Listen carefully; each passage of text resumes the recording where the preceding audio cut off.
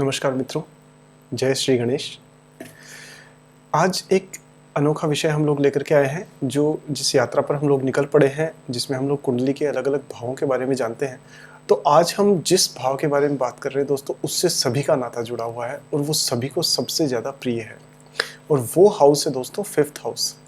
5वां घर कुंडली का जो है यानी कि 5th हाउस, वो एक तरह से पूरे ज़िंदगी का जो आनंद आपको मिलता है, जो खुशी जो मिलती है, वो सारी यहीं से मिलती है।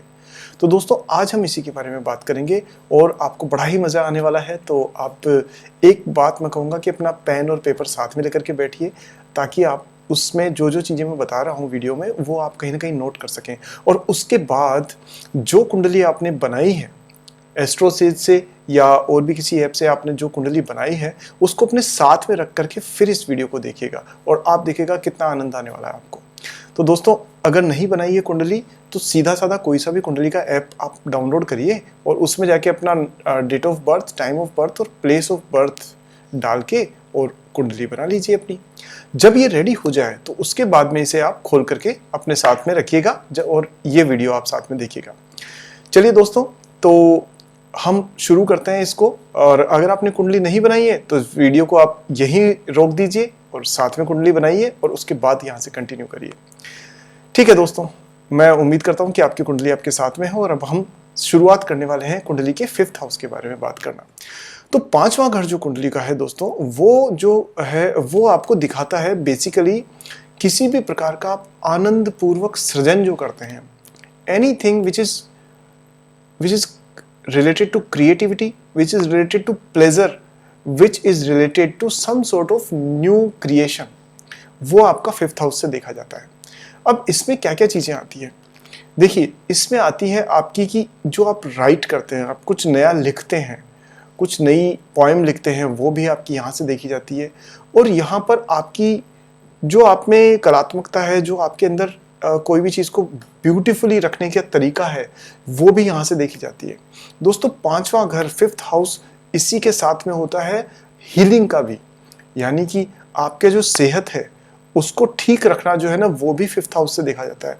तो आप ये मान के चलिए, यदि आपका 5th हाउस बहुत स्ट्रॉन्ग है, यानी कि उसमें अच्छे ग्रह बैठे हुए हैं या फिर अच्छे ग्रहों की उस पर दृष्टि है, तो आप ये देखेंगे कि उसमें आपका शरीर जो है वो बिल्कुल सुदृढ़ रहेगा। और दोस्तों पराश्री ज्योतिष हो, चाहे केपी ज्योतिष हो, चाहे कोई भी अलग ब्रांच हो, उन सभी के मुताबिक 12th house from any house is the house of expenses. तो वो खर्चे को दिखाता है, यानी अगर आप किसी भी हाउस को लेते हैं तो उससे ठीक पहले वाला हाउस उसका खर्चा दिखाता है। तो इससे आप ये देखिए कि 6th हाउस जो है आपका, यानी छठा घर, जिसे हम रिपु ग्रह भी कहते हैं। रिपु मतलब दुश्मन, जिसमें बीमारियां भी आती है। अब बीमार होते हैं तो छठे घर से देखा जाता है, 6th हाउस से। तो 5वां घर, क्योंकि आप छठे से काउंट करेंगे तो 5th हाउस क्या है, 12th house from 6th house. इसका मतलब जो कुछ छठे घर की चीजें हैं उन सबको नेगेट करने का, उन सब का खर्चा करने का, उन सब के एक्सपेंसेस करने का काम भी 5th हाउस करता है। तो 5वां घर छठे हाउस को नेगेट करता है। तो छठे घर में आती है बीमारियां, तो 5वें घर में क्या आएगा, बीमारियों का खर्चा, यानी कि बीमारियों की कमी, यानी कि आपकी सेहत। बीमारियां कम होगी तो सेहत अच्छी होगी। तो 5th हाउस से हम देखते हैं, क्या देखते हैं, हेल्थ, आपका शरीर कैसा रहेगा, वो भी 5th हाउस से देखते हैं। इम्यूनिटी जो है वो भी आपकी 5th हाउस से देखी जाती है। कोई भी प्रकार का आप नया क्रिएटिविटी वाला काम करते हैं, मान लीजिए आपको ड्राइंग का शौक है, म्यूजिक का है, डांस का है, या कोई स्पोर्ट्स का है, ये सारी चीज़ें वो भी 5th हाउस से ही देखी जाती है। और ख़ास बात यह है दोस्तों कि जो इंटेलिजेंस है, जो आपकी बुद्धि है, जो आपकी लेवल ऑफ थॉट प्रोसेस है, वो भी 5वें घर से ही हम लोग देखते हैं। साथ ही अगर आप कोई नया प्रोडक्ट डेवलप करते हैं, कुछ सॉफ्टवेयर बनाते हैं या कुछ भी इनोवेट करते हैं, मतलब जो ट्रेडिशनल तरीके से पुराने ढंग से जो चीज़ें चल रही है उनमें आप अगर सुधार करके कुछ भी नया क्रिएट करते हैं, तो दोस्तों 5th हाउस से उसे भी देखा जाता है। और जैसा कि हम जानते हैं, बच्चे जो होते हैं, संतान जो होती है, चिल्ड्रन, किड्स, ये एक प्रकार का आनंद पूर्वक सृजन ही तो है।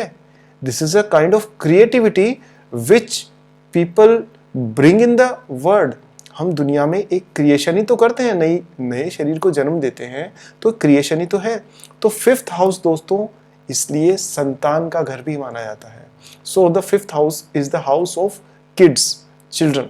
तो पांचवें घर से देखा जाता है कि आपके संतान कैसी होगी, कितनी होगी और किस प्रकार की होगी, उसका नेचर क्या होगा, वो किस तरह का जीवन जिएगी। साथ ही दोस्तों फिफ्थ हाउस से आप ये भी देखते हैं कि जो एजुकेशन है, जो प्राइमरी एजुकेशन है, उसको भी, प्राइमरी से कॉलेज तक की जो एजुकेशन है उसको भी आप पांचवें घर से ही देखते हैं। अगर अच्छे ग्रहों की दृष्टि है तो आप देखेंगे कि आपकी एजुकेशन बड़े अच्छे तरीके से होगी। लेकिन अगर राहु की दृष्टि है या मैं कहूँगा शनि की दृष्टि है तो आप ये देखेंगे कि पढ़ाई में कहीं ना कहीं थोड़ा सा प्रॉब्लम आएगी। प्रॉब्लम किस तरीके की आएगी कि यदि राहु की दृष्टि है तो आप देखेंगे कि पढ़ाई लिखाई या फिर बच्चे थोड़े से परेशान होंगे, दिक्कत आएगी, टेंशन ज़्यादा रहेगी, वहाँ पे स्ट्रेस ज़्यादा रहेगा। और वहाँ पर यदि शनि है, पांचवें घर में शनि की दृष्टि पड़ रही है तो आप ये देखेंगे कि एजुकेशन में डिले होगा, यानी कि जो टाइम पर एजुकेशन है, टाइम पे एग्जाम है, वो होने की बजाय थोड़ा सा लेट होंगे, ब्रेक भी आ सकता है। अगर वहाँ केतु की दृष्टि है तो ब्रेक आ जाएगा वहाँ पर, क्योंकि केतु क्या शो करते हैं, डिसोसिएशन, ब्रेकेज। तो एक बार एजुकेशन कंप्लीट हुई, फिर ब्रेक आया, फिर दूसरी एजुकेशन हुई। इस तरीके की चीजें भी आप देख सकते हैं। इसी जगह से दोस्तों और क्या देखा जाता है, और यहाँ से देखा जाता है आपके लव अफेयर्स जो होते हैं, यानी कि जो प्रेम संबंध जो होते हैं। अगर किसी भी व्यक्ति से आपका लगाव है, आप प्रेम पूर्वक उससे जुड़े हुए हैं, आप उससे शादी करना चाहते हैं, लव अफेयर है, आपका इंटरेस्ट है उसके अंदर, वो भी आप फिफ्थ हाउस से देखते हैं। तो अगर आप देखते हैं कि फिफ्थ हाउस में अच्छे ग्रह बैठे हुए हैं तो you would be falling in love with a wonderful person and you would be having a wonderful time together.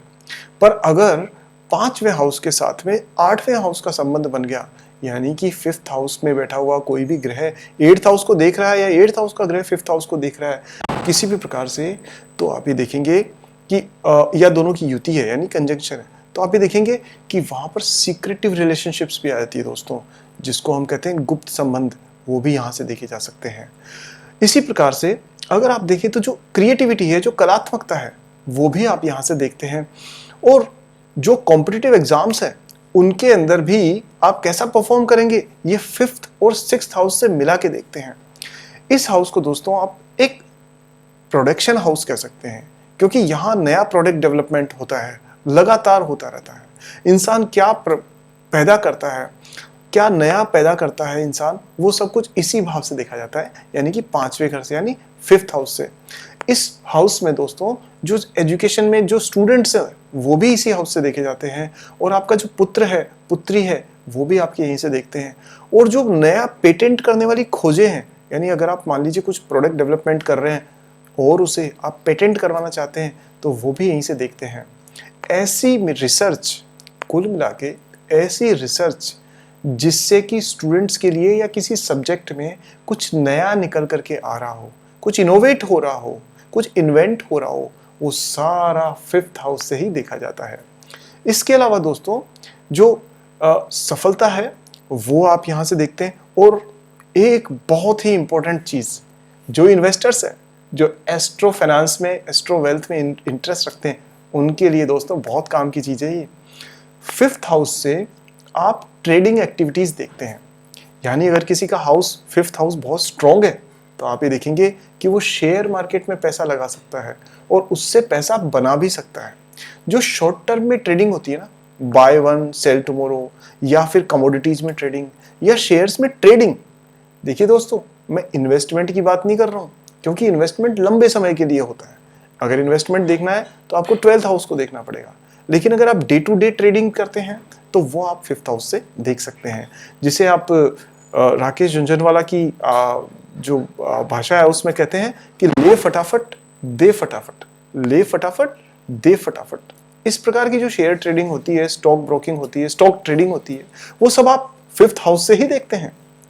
तो दोस्तों पांचवा घर कितना इंपॉर्टेंट है ये आपने आज देखा, ये मुख्य बिंदु है फिफ्थ हाउस के। अब इनमें से कौन सा ग्रह और कौन सी राशि से फिफ्थ हाउस किस प्रकार से कवर होगा, किस प्रकार से उसका फायदा और नुकसान होगा, ये हम आने वाले वीडियोस में देखते रहेंगे।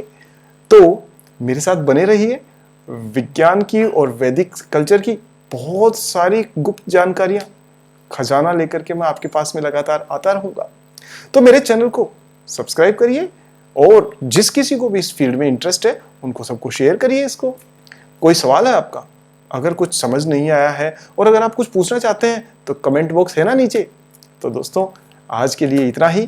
पांचवें घर में सबसे इंपॉर्टेंट चीज जो मैं बताऊं, जिनको भी आर्टिस्टिक नेचर होता है, यानी जिनका कला में रुझान होता है, यानी आप कहेंगे कि कोई एक्टर है, कोई सिंगर है, कोई डांसर है, कोई स्पोर्ट्स पर्सन है, ये सब का पांचवा घर आप कुंडली खोल के देख लीजिएगा, हमेशा आपको स्ट्रॉन्ग मिलेगा ही मिलेगा। किसी भी ऐसे एक्टर या स्पोर्ट्स पर्सन का आप जन्म चार्ट देख लीजिए गूगल पे जाकर के, आप देखेंगे कि 5th हाउस में या तो अच्छे ग्रह बैठे हैं या अच्छे ग्रहों की प्लैनेट्स की अच्छी दृष्टि वहां पड़ रही है। तो दोस्तों आज आप अपनी कुंडली में देखिए कि आपका पांचवा घर क्या कह रहा है, और मैं मिलता हूं आपसे एक नए वीडियो में बहुत जल्दी ही। और हाँ, सब्सक्राइब कर दीजिए जिससे कि मेरा अगला वीडियो आपको तुरंत मिले। बेल आइकन को भी टंग से ऑन कर दीजिए। और अगले वीडियो में मिलने के साथ ही जब हम अगले वीडियो में मिलेंगे एक नया टॉपिक लेकर के आएंगे, 6th हाउस के बारे में बात करेंगे। तब तक दोस्तों स्वस्थ रहिए, व्यस्त रहिए और मस्त रहिए। नमस्कार।